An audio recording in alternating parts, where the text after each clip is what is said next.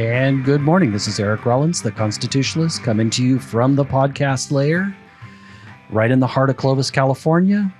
Yes, we're in the heart of the beast, but I believe there's still hope, even here in Commie, California, even with Greasy Gavin in charge. Today, I have somebody that is a fellow constitutionalist, somebody that has taught the Constitution for quite a number of years, and somebody that has decided that part of our responsibility, if we are to continue the Constitution, to uphold these values that are enumerated there and these God-given rights, he's decided to run for office. So he needs our prayers, but he also needs your support. Welcome, John Bliss. Thank you, sir. Thank you, Eric, for having me. And I'm looking forward to this. It's like I'm looking forward to running for office. And like I introduced myself, I'm John Bliss. I'm a father, husband, teacher, in all those roles for a long time. My kids I have really 5 kids, starting at 30, 28, 26, 24, and 19. So a lot of kids out there. My 4 oldest have all graduated. 2 of them are married, so they're doing very well. I mean, I've grown up in Merced County and been a lifelong Mercedian. My whole family is from Merced County, so for me, I'm excited about this opportunity to run for Merced City Council, District 6 in 2026. So what part of the city is that? And by the way, Merced is in the Central Valley. It's just a little north of the center of the state. That's correct, because right in the center is actually somewhere between Madera and Merced, so and south of Chowchilla. So right. It is in Madera County, which is the exact center. There is a spot, if you pay real close attention when you're driving south on 99, there's a little tiny sign that says it. So not many people actually know it's there. It's like Fairmead or something like that? I think so. A little bit south of Fairmead, I believe. Okay. But yes, yep. For sure. People ask me, well, why do you want to run for city council? Well, the biggest reason is that I've been a high school teacher for American government economics, AP government and politics for many years, about 25 years actually teaching that subject, and getting to know and understand the Constitution has been basically the main focus of everything I've done. In terms of teaching in the classroom and trying to get that across to kids. As a matter of fact, today we did a Supreme Court case, Baker versus Carr, which deals with redistricting, which is definitely going to be probably the major focus of our AP government test this year, which I'm sure most AP government teachers know that.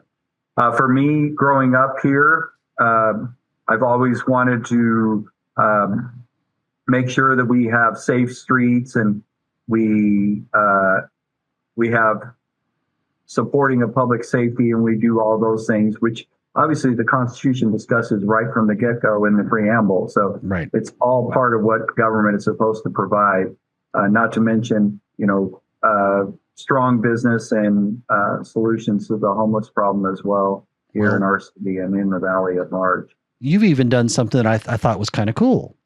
You've got somebody that was your student, and I assume was affected by your class, that's now already on the city council. Yeah, he's already on the city council. He was also a student, but he was also a basketball player because I was a varsity boys basketball coach when he played basketball too. So he is an attorney here in town, and now is a currently elected member of the city council from District 1, actually. And you guys have a good relationship? Oh yeah, we have a real good relationship. Good. For sure.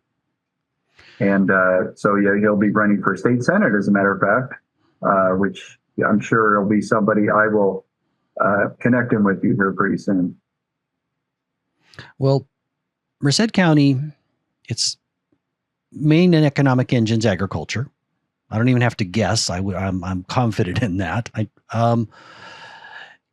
When I've gone up there for events, because it's not that far from me, a little over an hour from my house, at night, or during the day, there's always a lot of homeless. How can local government affect that? What can you do? Well, first of all, we definitely want to try to put our thoughts and our ideas into handling the drug issues that are connected with that, and helping with people that have other issues like around mental fitness and things like that. That somehow making it a priority to make our cities safe, but also make it a place where homelessness becomes a much less issue in our city. I think that's a major focus. I did run for this office in 2018 and actually was unsuccessful by 6 votes. I lost that race. So each vote counts, folks. What's that? Each vote counts. That's exactly right. And fortunately, it was another constitutionalist that I was running against. So it doesn't often happen when you have 2 people with essentially the same mindset. And during that campaign, he and I talked many times. It just worked out that it was a very, very close election. It's like I said, 6 votes. But I think the whole thing is we've got to figure out a way to handle the mental illness issues and the addictive issues. And I think we also have to figure out a way to find a place for them to be outside of on the streets. Obviously, I'm speaking in common sense terms here, and that's the way I think is that I'm a common sense person. Growing up here in the valley, I grew up on a cattle ranch that later converted to row crops and tree crops, and then I went to Fresno State and I majored in history at Fresno State. I got my first teaching job in Clovis. As a matter of fact, I taught at Clovis West and Asner, and then I went across town to Roosevelt and taught there. And then I was there for 4 years and went to Bullard for a couple of years. And about that time, my wife and I, we had one son, and she was ready to have the second one. And my in-laws moved out of Clovis and moved to Arkansas, of all places. And so we didn't have anybody to watch our kids. And both she and I were both coaching and teaching at the same time. So we had to find a solution. So it was probably come back north where my parents lived and where I grew up. So we moved back here and eventually bought a home here. And we've been here since 1996. So this is my 37th year in education and teaching, and probably going to be my last. I'm going to retire this year and and I think public service is the right thing for me to look into now. It's what I've talked about and taught for 30 plus years. And I think it's something that I've always been interested in. Even when I was a kid, I was interested in politics. So teaching AP in government and politics has been my love for sure. Well, with liberty comes responsibility. Correct. So while I'm technically an elected official, I see mine as very minor. I see the larger role is I regularly go to the Clovis City Council and I participate, and I'm on a committee for a sales tax that was for emergency services. We added a 1 cent sales tax, and I'm on the oversight committee. In addition, I'm there regularly speaking, paying attention. All of us, I know we have busy lives, but again, with liberty comes responsibility. Are you going to be part of the problem, part of the solution, or are you just going to stand on the sidelines and let somebody else decide? Right. That's well said. And that's the way I think too, is people ask me, why do you want to put yourself through that? And for me, I think it's just like a calling almost for me. That's what I've always enjoyed. I've always enjoyed service, and I've tried to do that. I coached basketball and coached sports. I run clubs here on campus. I'm also the advisor for Club America here on campus at UAC, and I teach at UAC Colony High School. It's located right between Atwater and Merced. We get kids from both cities. So we have a really good mix of kids, and it's been an enjoyable 18 years that I've been here. I was at Merced High for 13 years prior to that.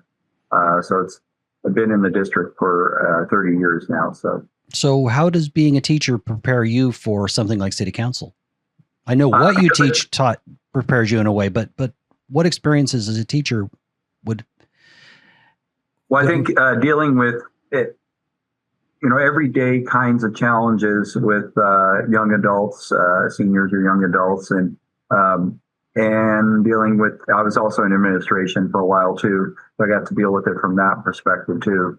And I think all of those experiences, being a head coach, being a principal, being a teacher in the classroom, have all allowed me a large plethora of ways to deal with issues and come across those issues. Plus, teaching the information that the Constitution and everything that is ancillary to it has helped me be prepared for issues like this and discussing them each and every day. One thing we do is discuss both local, state, and federal issues, usually on Thursdays in class. Today was one of those days where we bring up an issue, the kids discuss it, we get up and the kids take positions. And so I get to hear lots of different things going on in society from kids' perspective. Many times they reflect what their parents think and what the greater society thinks. So my experiences and my exposures to those things over the years and my ability to run a large organization and raise money to run those organizations has helped me and prepared me for many other situations, including running for city council. Well, the city council would be the people that hold the purse strings for your police department there in Merced. Correct.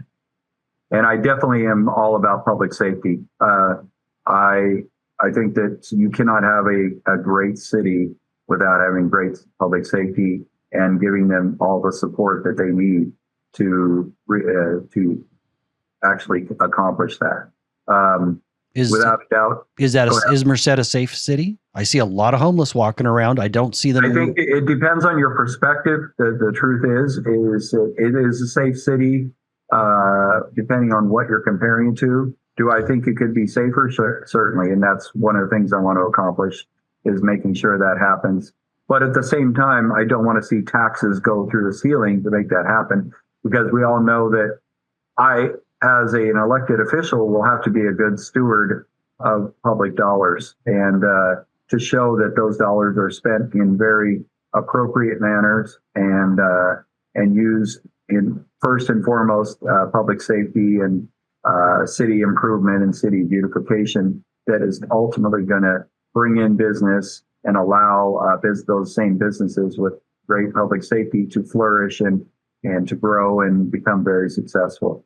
Well, if people don't feel safe, it's really hard to have a successful business environment. So they go hand in hand, and the safety kind of has to come first before the businesses have the ability or the opportunity to thrive. No doubt about it. No doubt. You have to focus. That has to be the major pillar of anybody's campaign, is to support public safety. I want to stand alongside police officers and firemen in making sure that our city is safe. And that is the major pillar of my campaign, is public safety. And I have already met with the fire department, and I have their support already. And the Firemen's Union, I'm soon going to be meeting with the police department as well. Cool. What is the role of government? The role of government is to facilitate, to make sure that people are getting safety, getting all the services that they're supposed to receive when they're paying their taxes, and getting their money's worth basically out of the city. Ultimately, we as public servants, if I'm fortunate enough to be elected, that's going to be our role, is to give back to the community everything that we've received from the city itself. But the city's job is not to make life more difficult for residents. It's to make their life easier. And whatever we can do to make that happen. I mean, that starts with public safety, but it also starts with having an open line of communication with the citizenry, whether it's things like in their own neighborhoods, making sure that you're available when they need you, and you're doing the work for them because you're a representative of them. So that's one thing as a teacher, I talk about representative democracy and that we are a constitutional republic, that the whole idea is for the government to do what we want it to do, not to do what they want to do. Okay, I'm going to mostly agree with you, but I'm going to push back just a little bit on that. Okay. Now, at the local level, I think you're largely right. But if we were to look at that as what's the role of government as we move up to the federal, I think it's to protect my rights. Yes, they do those other things along the way, but first and foremost, it's to protect my liberties. Oh, and I talk about that in my classes, is that the Bill of Rights is things that the government cannot take away from you. It's not a bill of suggestions. It's not a bill of privileges. It's a Bill of Rights, and for a reason that that's what separates it from the other amendments, which obviously when I'm teaching government and politics, I try to emphasize that. And the framers put the Bill of Rights together in the order they did on purpose. It wasn't by accident. It wasn't the First Amendment's not followed by the Second Amendment by accident. It's because you need a Second Amendment to make sure that we don't lose the First Amendment. And same thing's true of the Third and Fourth Amendments and so on, including Fifth all the way to the 10th Amendment about states' rights. Now, here's a controversial one. I don't know how it's handled, whether it's just at the sheriff's department or it might also be the chief of police, because I just don't know the answer to this. I can answer it for Fresno County, but I cannot for your county. CCWs, some of the people that have concealed carry weapons, if you look at stats from around the nation, they are the most law-following, never get in trouble, perfect citizens, and yet there's this great hesitation, and California's made it exceedingly difficult. As a city council member, is that handled by, what is it, Vern something is your sheriff? Vern Warnke, yeah, he's our sheriff. Or is it also handled by your chief of police? Well, it could be both. Okay. I've gone through Vern Warnke myself. I have a CCW and I have a reciprocal CCW as well. So I've gone through the classes 6 times now since I first got it, because you have to renew it every couple of years. So I do that. And each time I learn a little bit more about the security, and I go out and practice quite a bit. But yeah, that is, to me, that's been a very important thing for my own ideas about safety, is that the citizenry should have a CCW or should have the right to carry, because that's what the First Amendment guarantees, or excuse me, the Second Amendment guarantees us. So from my perspective, without a doubt, I agree with you 100%. I often call this tale of two cities. What Fresno did was entirely different than what Clovis did during COVID. Fresno essentially had almost 3 years of picking winners and losers, imposing tyranny upon the people.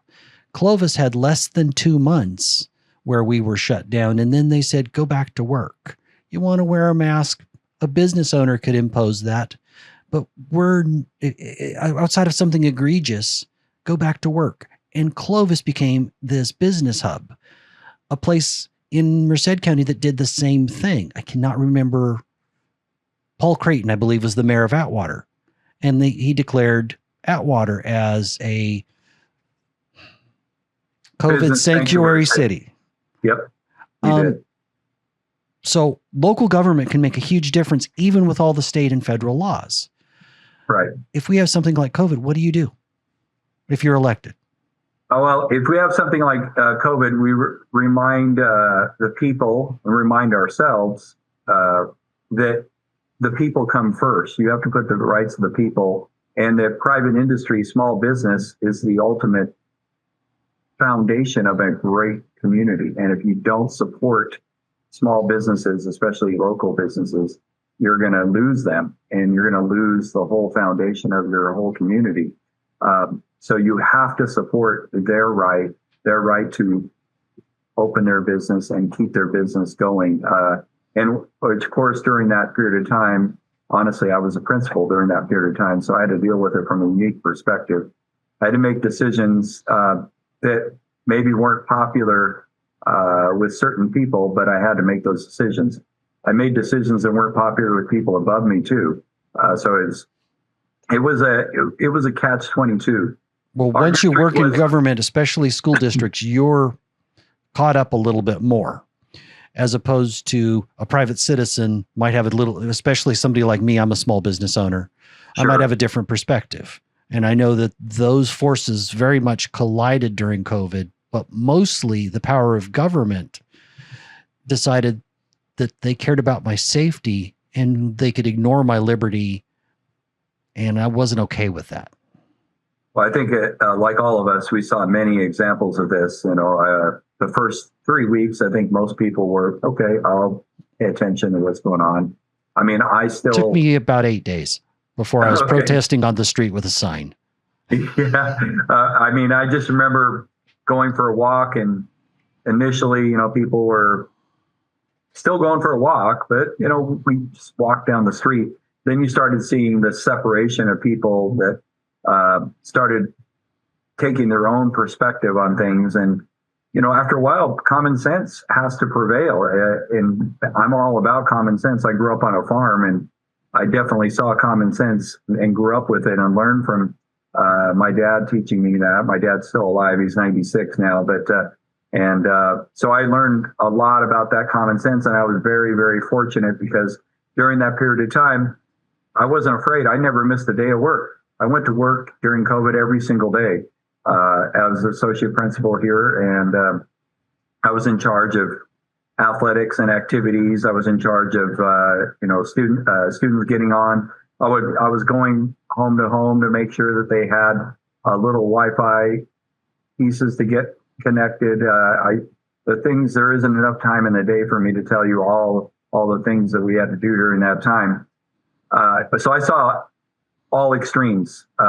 And from my perspective, I think common sense is the answer, because I remember walking into a grocery store and I simply needed to go in there to quickly use the bathroom. That's it. It was in the Bay Area. Mm-hmm. And I didn't have a mask on. I walked all the way to the back and somebody stopped me, said, "What are you doing? Not wearing a mask?" And I said, "Oh, I forgot I didn't have one on." I said, "Oh, I'll go get it. I'm just going to the bathroom." It was an interesting set of circumstances for sure. But from my perspective, I think we learned a lot from that. I think in general, the largest part of our society and communities learned a lot that government, when given the opportunity, can overstep its bounds. And it definitely did during COVID, sure. Well, things like the guy in San Diego that got arrested for being on the beach, the guy that was out somewhere in Southern California, can't remember where this one was, that was out paddleboarding. Nobody's near him, and he gets arrested. Right. Ridiculous stuff like that.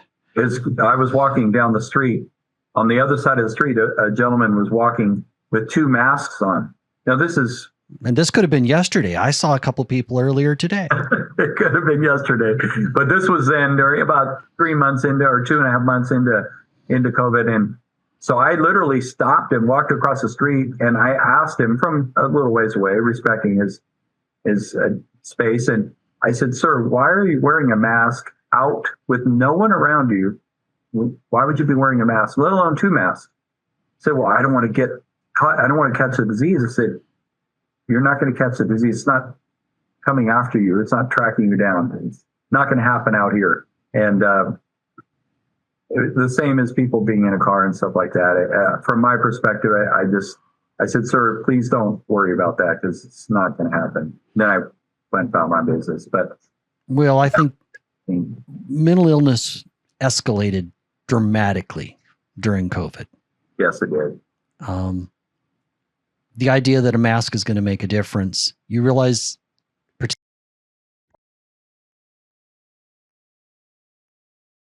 masks. Yep. The stress put on your body makes you much more likely to catch something than the germ itself, because you go anywhere, whether there's people or not, you're constantly being bombarded by microbes. Yep. Most of them are relatively benign, and occasionally something will get you a little bit raw. The most important thing you can do is to take care of your health, not act ridiculous. Yep. And that's what, of course, when we see people driving in their car, and doing those kinds of things, when they're wearing a mask, it just makes you shake your head like, okay, that doesn't make any sense at all, especially if you're by yourself. Just unless they're wearing it for public. Yes. That's the only place I've seen where a standard mask, even if it's not real well fitted, will make a difference, because pollen molecules right. are giant in comparison to COVID molecules. Yeah, I think you're 100% right. Kind of getting back to what we were talking about in terms of public safety, is that I think how we set up, budgeting for the city is super important to prioritize public safety too. I think sometimes we put money into things that are nice projects, but is that really going to do what we want to see happen, make the city the safest possible place? Because I think not only is the number one responsibility of the city, but the last thing you want on someone's mind is having to look over their shoulder. You want them to feel as if you're in the safest possible place you could possibly be in. And that should be our number one goal. Make it the safest possible place it could possibly be. However we do that, more police officers, support those police officers, give them everything they need, and then enforce the laws, enforce all the laws. And as it applies to homelessness, enforce vagrancy laws, enforce panhandling laws, make it. So you want to deal with petty crime before it becomes big crime. Exactly. So kind of like what Rudy Giuliani did in New York, broken window, fix that broken window. Graffiti, get it fixed, get it taken care of right away. Hopefully you can catch those people. If you live in Clovis, when I was living there, I was teaching there, and they did they changed their policy on graffiti. I think that was 1991. Does that sound about right? They changed. That's about right. They added like a $2,500 immediate fine to the families and then I think there were like 3 or 4 kids that were caught. They called their families in, and they had to pay restitution, $2,500. No more graffiti. That ended it right there. Well, a small number of people are doing the majority of the crimes. Yes. I do have a question about Merced. What a city hopes for is to have one officer for every 1,000 residents. How close is Merced to that? You know what? I'm not sure, but I will find out. So there's kind of the standard. Okay. With Measure Y, Clovis just hired more, so we're basically there now. In addition, we've implemented some uses of technology, drones, a live action center, things like that. The reason I'm mentioning these is because if you're elected, you should come down to Clovis. You should ask to tour the live action center right there in the police department, and you can see how a drone can truly help police officers, how using AI to connect various things like 911 emergency services, along with websites and data centers where you would have information about people. This could be a really useful thing, and I think it's the future. So I hope that Merced has some money to try to move towards this. Well, and I was talking to some people, not necessarily about drone technology, although that's a great idea, is about the idea that there's got to be federal grants available to help with this. Because if you're going to spend money on something, then why not spend it on something that's actually useful, like public safety? If you're going to have a grant, and there are so many grants that go to the craziest things, which you and I are too acutely aware of, why not put it towards something that's actually going to make a difference, public safety, and paying police officers what they deserve to be paid, right? Not trying to take away from that and put the money into some silly or community help organization or something like that, which there is time and a place for things like that. But the police department is completely separate from that. That's the number one focus. Then you want to add some other things, then you can add those things. But you got to focus on the police department. In Clovis, if we were to look at the funding sources for police and fire, about 40% of the budget comes from property tax and about 40% comes from sales tax. As I've asked other cities, that's approximately right. Notice I said approximate. So you can't do very much about property tax unless you find and use things like eminent domain, good planning to raise property values. You can't do a whole lot there immediately. But if you created a good, safe place, you could really bump up that sales tax. That's a great And you point. can use public safety to do that. Well, that's really well said.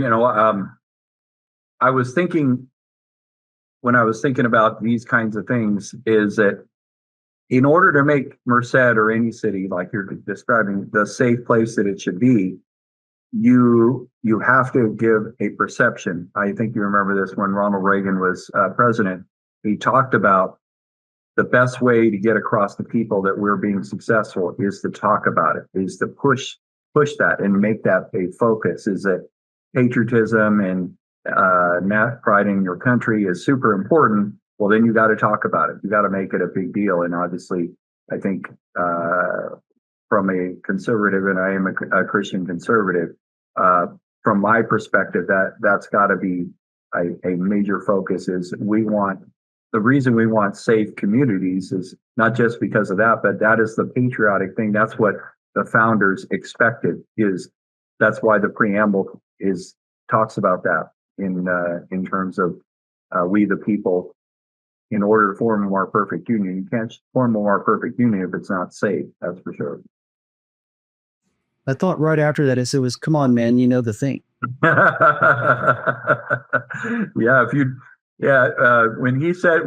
Biden said that, I just was like, wow. And he's going to be the president. That was before he was actually the president. I can't even believe that people just look the other way. Well, they just don't pay attention. That's the bottom line. I tell my students, I go, we have all this information at our fingertips, and people are completely unaware of it. Voter ID or whatever you want to talk about, just people just don't even think about it. And then they start thinking, oh yeah, I do have to show my ID when I get on a plane or when I go to the grocery store to buy alcohol or something, whatever it is, go into whatever. But doesn't voter ID, doesn't it see skin color first? Yeah. It doesn't have anything. All my friends that are of a different skin color seem to be able to use a credit card. Yeah, it doesn't. Get on a plane, rent a car. This seems to not be a problem. I'm confused by this. Yeah, it's just common sense, and you're going to need to have an ID. Everyone is. Do I like the idea of a national ID? Probably not, but it's better than not having an ID. There. What's that? My take is, if it's the only way we can get there, or if they only passed it so it applied to federal elections, I wouldn't have a problem. Exactly. They don't want the federal government to take over local elections. Right. Well, I use the book 1984 in my class. Love that book. And I use... Please give the author so people could find it. What's that? Oh, George Orwell? George Orwell, 1984. Yep. You need to read it, folks. Oh, yeah, I've read it. But I read it when I was in 8th grade, so... I've always been interested in politics my whole life. So, and Atlas Shrugged, have you read that book? Ayn Rand. Yep. Yep. That's a very good book too. And there's a lot of things out there that, and then like I said, I was a history major at Fresno State. I have my degree in history, and I had some professors at Fresno State. At that time, the Fresno State Department was a lot different than it is today, the history department. And I'm not really familiar with who the teachers are there now, but I was very fortunate, very, very fortunate. My teachers were all about common sense. Well, you're of the age range that was Victor Davis Hanson there? He was there. I never actually had his class. I went into his class and listened to him because everybody loved him. So I did get to listen to him, probably 3 different lectures that I listened to. And like some other teachers at Fresno State, lots of us did that, and sometimes not for the necessarily great intellectual reasons, but for fun reasons too, because I take it you went to Fresno State as well? Okay. But there were other professors there that people would go in and sit in their class and just listen to them.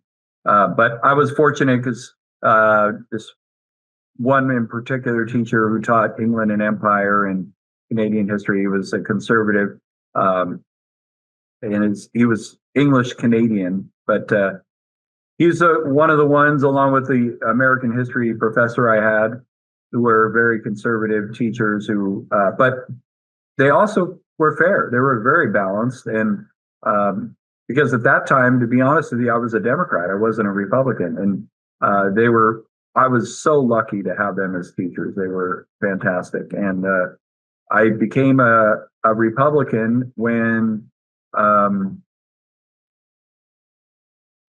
I got to think about this. It was 1992, so Bill Clinton was president, and I was listening to Rush Limbaugh.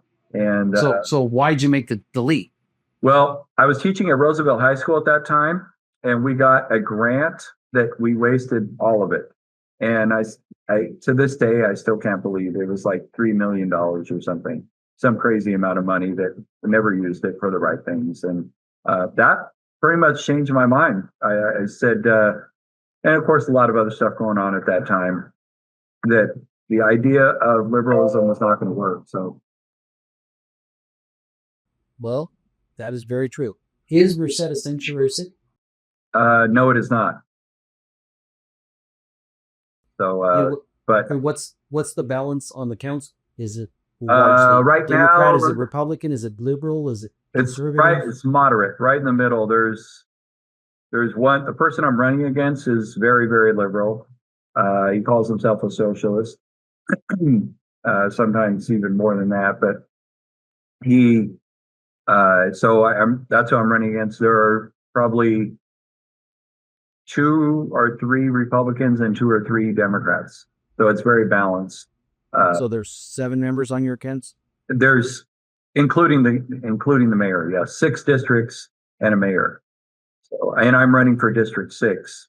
So, which is the northern part of Merced. It runs from an area called Farrens Park, north, and wraps around northern Merced all the way out to the UC Merced.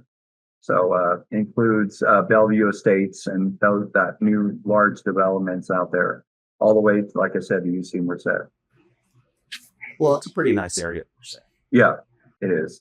The UC has just been annexed into the city, I think, during this last term, maybe 3 years ago, something like that. So you got to get out there to the college and talk to some of those college students. Please see us in the H just a second. Academy Amphitheater for our Avid yearbook. Okay. As you can tell, I'm at a high school. So just happens at high school. Yes, it does. It does. So if somebody was interested in your campaign and helping out, how would they find you? Well, we're putting together a website now. The election, once again, is November 3rd, 2026. That's when the midterm election is. That's when I will be actually on the ballot. But so no primary. ABC, don't forget to get your Valentine's postcards at Thor's Hammer. Thank you, Roll. Yes, it is Valentine's Day, folks. Yep.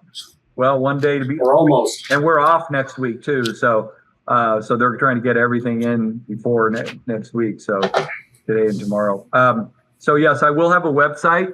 I do have information, and I do have a actual event coming up on March 5th at the 510 Bistro at 5:30 p.m., which will kick off my campaign rather.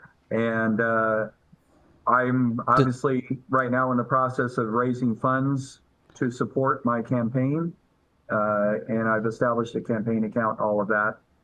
So we're moving right along. The campaign's going really well, and I'm very happy so far. But of course, we're early in this, and we got a ways to go, because in June 2nd is the primary, where there's a lot of people running for local, like supervisory seats are then, and obviously the primary for governor and congressional seats are up, along with assembly and state senate seats as well.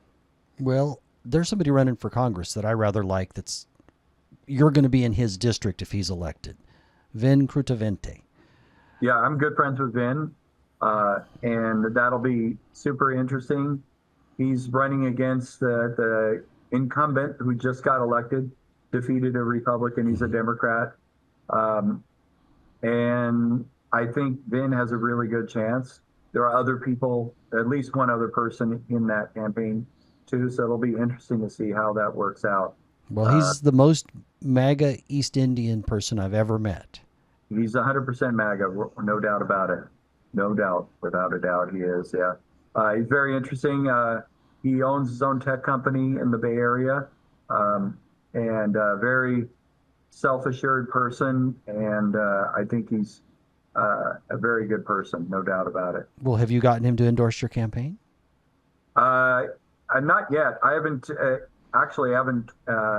looked for an endorsement from them. I'm sure, honestly, I think he will do that. But I think the other person running too will. So we'll see what happens. So I'm trying to, because my campaign, obviously city council seats are nonpartisan. Right. So I'm running as a nonpartisan, and I'm trying to keep it that way. I'm not afraid to say that I'm a Christian conservative, which I am. And some people say, oh, you shouldn't say that, but why not? That's exactly what I am. And I like saying it the way it is. So if you have a decision in your life and you're not sure what to do, how do you go about making that decision? Well, first, a lot of prayer goes into every decision I make. And I also focus on, depending on what it's actually impacting. Usually my wife and I are together on every decision. She and I decide pretty much everything together in terms of when it comes to business decisions or decisions, in this case, related to my career. If I'm fortunate enough to be elected as a city councilman, obviously I will have to do a lot of praying about that. And but I will listen to my constituents first, and I will listen to my colleagues as well. But ultimately, that decision is going to be mine when it comes to voting on situations on the council. But ultimately, I'm also looking at what's best for the city of Merced, like I said, beginning with the main pillar of public safety. Why are you the best candidate for this job? Well, I think I'm the best candidate because I'm a lifelong Mercedian. I've grown up here. My whole family moved here in 1852, so we've been here for a very, very, very long time. I know your cousin well. What's that? I know your cousin well. Okay, yeah. 1852 is when our property was bought. It was an original land grant bought from the Southern Pacific Railroad. My great-great-grandfather bought it. And at that time, it was Mariposa County. So was everything else. And then in 55, it became Merced County, along with Madera County and so on. We're all established then. But the fact is that my whole idea is to make Merced the greatest city it can possibly be. And whatever I can do to make that happen, that's what I'm going to do. That includes, obviously, District 6, where I live and reside. I want it to be the best district in the city, but I also want the downtown area to be the best it can be as well, too, for small businesses, for people just going down there to want to relax and unwind. I want them to feel as if that's what it is. It is a comfortable place to be and where you can relax and enjoy yourself, talk to friends, and meet down there, have a cup of coffee or a soda or whatever you're going to do, but or go down there for dinner, or even in small shops and stores and antique outlets there. That would be what I would like to see. So we can find you on Instagram soon. What do you know what your website is going to be? It's John Bliss for Merced County, Merced City Council 2026. And Instagram? Instagram, it's under John Bliss for Merced City Council. Okay. Well, John, I sure thank you for spending this time with me. Well, Eric, thank you. And I appreciate you getting out there and making a difference, because with all this great liberty, all this great opportunity comes responsibility. That is for sure. Absolutely. God bless, and I will see you soon. I hope so, my friend. Okay. Thank you. Okay, bye. This is Eric Rollins, the Constitutionalist. We'll see you next week.